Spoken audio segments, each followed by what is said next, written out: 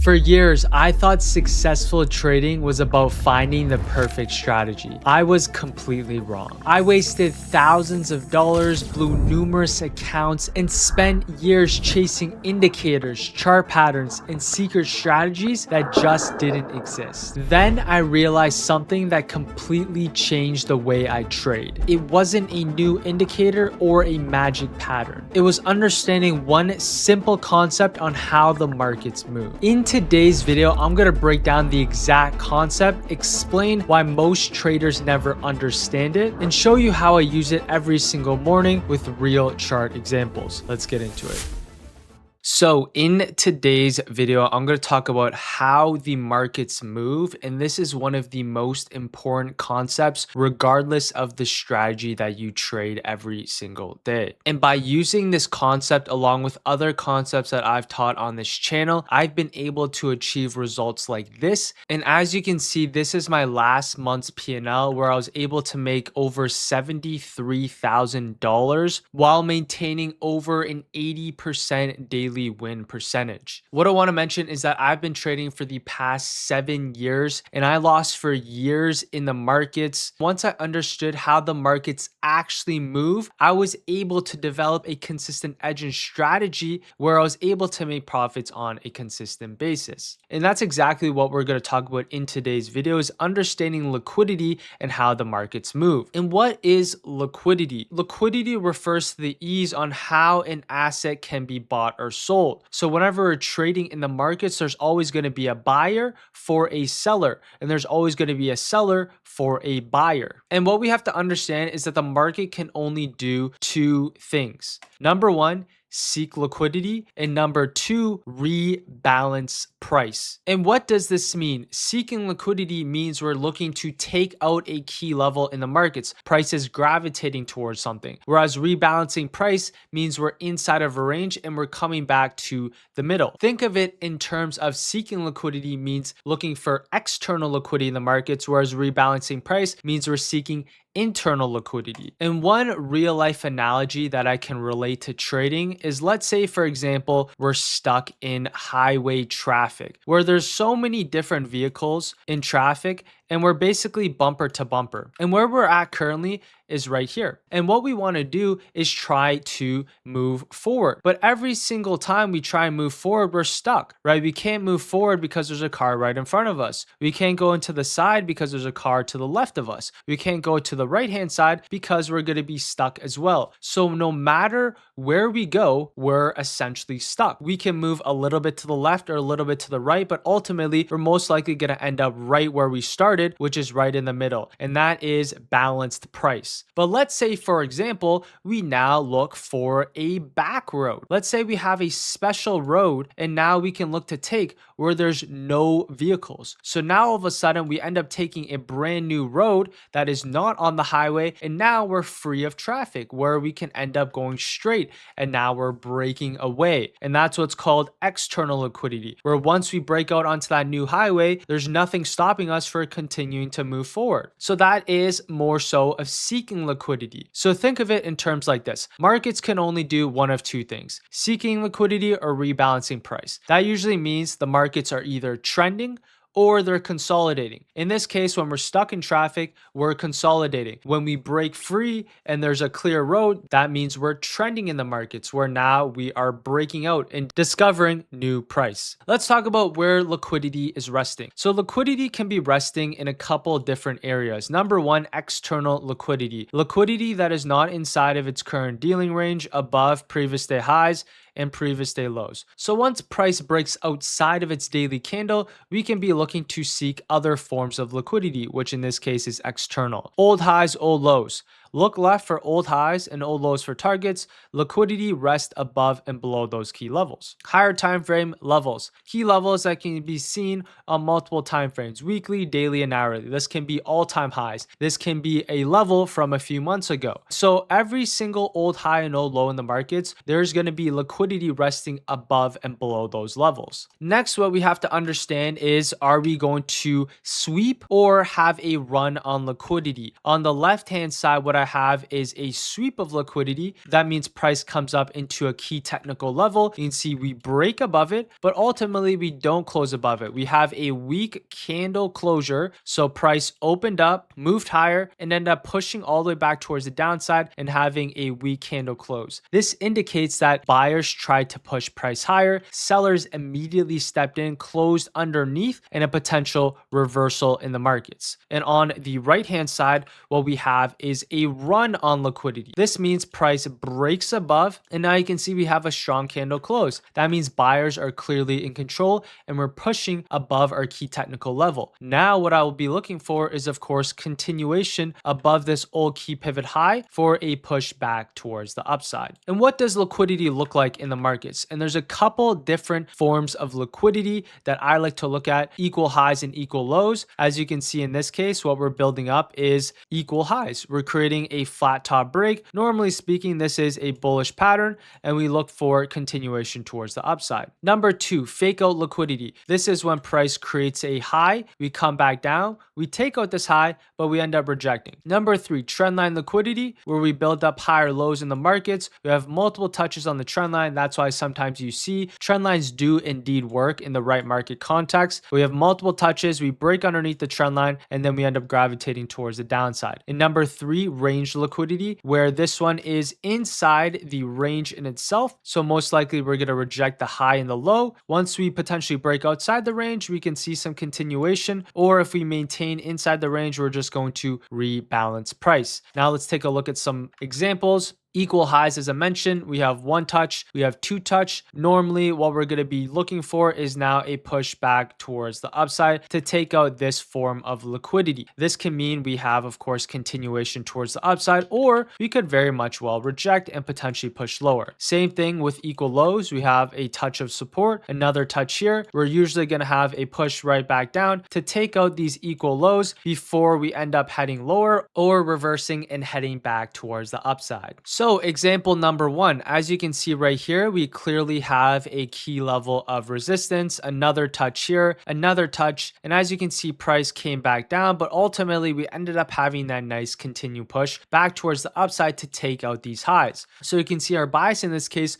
would have been leaning higher for a continuation towards the upside. And as you can see, we end up retesting this level and continuing higher here as well. Fake out liquidity, what does this look like? As you can see, what we're going to mark out is a swing high. You can see price pushes higher, creates a swing high, we create a higher low, and we end up pushing up, rejecting off this level, and we have a massive reversal in the markets. So this is something called fake out liquidity. A lot of traders can get potentially trapped by something like this. We'll talk about this a little bit more on what this looks like and how to potentially avoid fake outs. Trendline liquidity, what does this look like? As you can see, what we have in the charts, we have one touch here, another touch of the trend line, another touch, and once we break underneath this trend line, you can see we end up having a pretty big move towards the downside. Taking out this swing low, we end up gravitating towards the downside, taking out a bunch of swing lows here, and we ultimately end up having a full-blown reversal back towards the downside. So trendline liquidity can be very powerful. If you ever have multiple touches on a trend line and it breaks, that is a good sign of a potential loss of momentum. And finally, range liquidity. Range liquidity can be seen on the charts. What we're going to mark out, of course, is our range low along with our range high. You can see we're stuck with inside of this range here in the markets. If we do want to see continuation, we need to see a break, retest, and continuation. And as you can see, we get that right here. We have multiple touches. We use this level of resistance, and now this turns into support for this continuation right back towards the upside. So with that being said, we understand the forms of liquidity.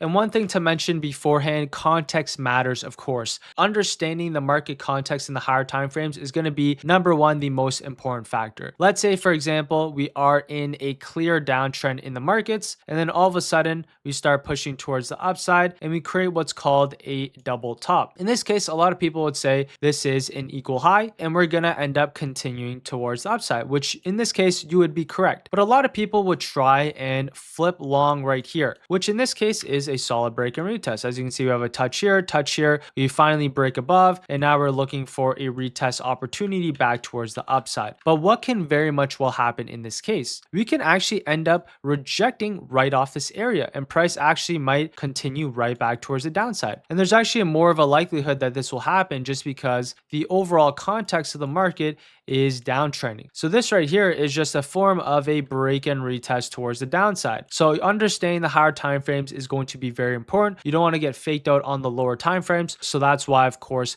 context matters. And with that being said, let's go on to some charts to show you guys exactly what this will look like. Okay, so as you can see, I'm on my first example here, and we're currently on the SPY hourly time frame. And what we're going to mark out is what's going on here on the higher time frame. So in this case, we can just draw out a couple key technical levels. In this case, we can mark out our range in price. As you can see, SPY, we're just going to draw these general areas. And as you can see, every single time we come up, we reject, we come down, buyer step in, another rejection. And as you can see, we're bouncing off these key technical levels. So right here on SPY, what we clearly are inside of is a range. Once we understand that we're in a range, is number one, mark out these key levels. And now number two, we want to look for one of two things. Number one, if we want to break outside the range, we're going to be looking for the break of the range hold for this continued push towards the upside, or we're going to be looking for a potential rejection of this range to trade this right back towards the downside. Let's play out the tape.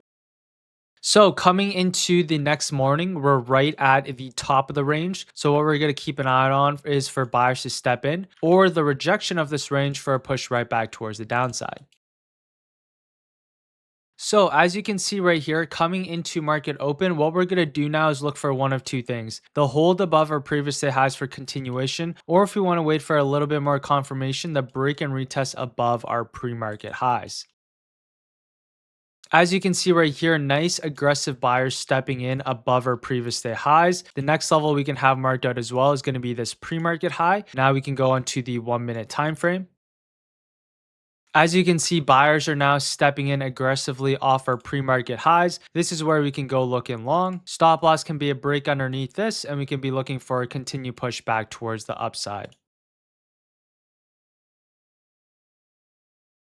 And as you can see right there on SPY, nice buyers that stepped in right off our pre-market highs. And as you can see, we're getting this nice continuation right towards the upside. Once we broke outside the range, once we held above our previous day highs, and now we're above our pre-market highs as well. So this was a great example of waiting for the range to break and then capturing the trend continuation towards the upside. Okay, so as you can see, we're on my next example here on Tesla. We're currently on the 1 hour time frame, and as you can see, we're so far in a nice trend here on the hourly. We're building up higher highs, higher lows, and now what we're going to have marked out is of course going to be our previous day highs. So this is a very key level on the charts, and what we're going to keep an eye on is the reaction that we have off our previous day highs. So coming to market open, if we can get above our previous day highs, we can be looking for continuation towards the upside. If we come up and reject off our previous day highs, this could be a potential reversal here in the markets back down in towards our previous day lows here and below.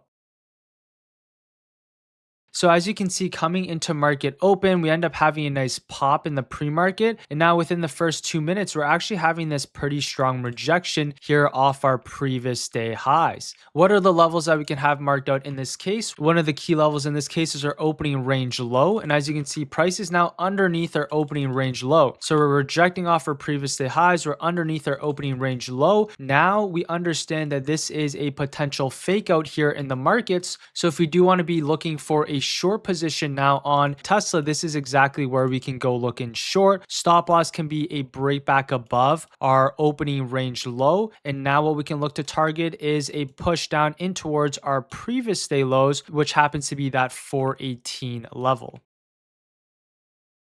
And as you can see right there on Tesla, this was a very quick trade towards the downside after that initial rejection. But as you can see, we went from our previous day highs all the way down into our previous day lows very quickly. And this is, of course, the power of a potential fake out trade. You have to be very aggressive. And of course, you have to be open to flipping your buys. But this was a good example. If you go back onto the higher time frames now, you can see this was a clear fake out of liquidity. Price came up into our previous day highs. highs, broke above it, but then ended up having a sharp rejection for a push all the way back down in towards our previous day lows. So with that being said, let's go on to the next example that we have for us today. So as you can see, we're on my final example here, which we're on the AMD hourly time frame once again. And as you can see, currently we're inside of this range that we have marked out. As you can see, we're bouncing off our 500, we're rejecting here off our 560, we're coming back down. And as you can see, we have multiple touches around the bottom of the range and the top of the range. So for AMD coming into market open, what will we like to see? Number one, we can have these levels marked out as the top and the bottom of these ranges.